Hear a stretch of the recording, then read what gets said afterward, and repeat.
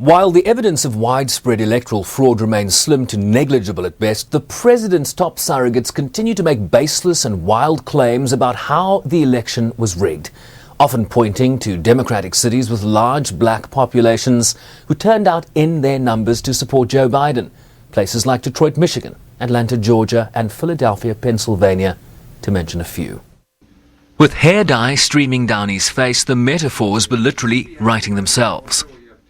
The company counting our vote, with control over our vote, is owned by two Venezuelans who were allies of Chavez, are present allies of Maduro, with a company whose chairman is a close associate and business partner of George Soros, the biggest donor to the Democrat Party, the biggest donor to Antifa, and the biggest donor to Black Lives Matter. My goodness. What do we have to do to get you to give our people the truth? An Arizona judge became just the latest to throw out a GOP lawsuit Thursday, seeking to expand the state's audit of Biden's victory in the Republican-leaning state, as Trump campaign lawyers also allege that a voting software company, Dominion Voting Systems, was hacked and changed the voting tallies in multiple states. I want the American public to know right now that we will not be intimidated. American patriots are fed up with the corruption from the local level to the highest level of our government, and we are going to take this country back. We are not going to be intimidated. We are not going to back down.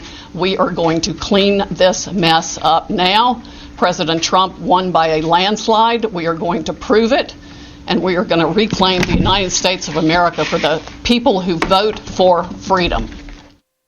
A notion debunked by the Department of Homeland Security's cybersecurity agency, calling the election the most secure in American history, with the president-elect warning that the incumbent will go down as one of the most irresponsible presidents in American history.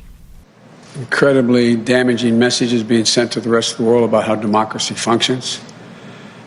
And I think it is, well,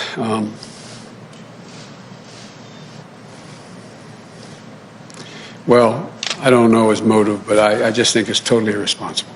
Are you concerned he may succeed, that people may question the legitimacy of your administration? No, I'm not concerned. The vast majority of the American people, they've already, all the polling data has indicated, although the Republicans who worry about it is higher, but over 78% of the American people believe it's, without question, it's legitimate. I just think it's, and I think most of the Republicans I've spoken to, including some of the governors, think this is debilitating. It's not it sends a horrible message about who we are as a country. States have until December 8th to meet a deadline for resolving election disputes and seating the electors who will formally select the next president on December 14th. The Washington Post first reported that President Trump had invited Republican lawmakers from the state of Michigan to the White House Friday as part of the broader campaign to overturn the result that shows Joe Biden winning that state by 150,000 votes.